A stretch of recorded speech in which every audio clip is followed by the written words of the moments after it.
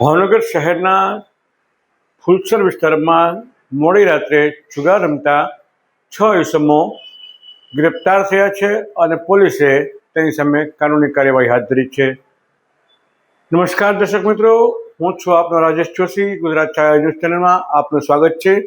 આજના સમાચાર તરફ એક દૃષ્ટિપાત કરીએ તો ગઈકાલે મોડી રાત્રે પોલીસે શહેરના ફુલસર વિસ્તારમાં આવેલ મુખ્યમંત્રી આવાસ યોજના પાસેથી 6 જણાને જુગાર રમતા गिरफ्तार કર્યા હતા।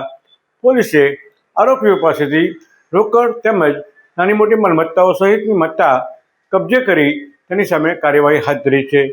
પોલીસે જે આરોપીઓને गिरफ्तार કર્યા છે તેમાં અનુક્રમે અવિનાશ વિઠ્ઠલભાઈ ચૌહાણ કે જે ઘોઘા રોડ ગૌશાળા પાસે રહે છે, આ ઉપરાંત સુરપાલસિંહ જયરાજસિંહ ગોહિલ કે જે ફુલસરમાં રહે છે, મયુર ઉર્ફે ગુરુ હરેશ ભટ્ટ તે પણ ફુલસરમાં રહે છે, માનસુર કાળુ ચુડાસમા એ ટોપસી પાસે રહે છે, રવજી ઉર્ફે ગોકો બોઘાભાઈ ગાંગુભાઈ જે ફુલસરમાં રહે છે અને પ્રદીપ ઉર્ફે કળુ રસિક માધાણી તે પણ ફુલસર વિસ્તારમાં રહે છે।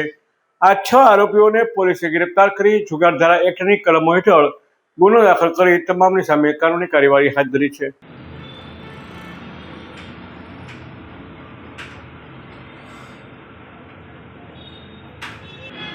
સેજો ઓકડી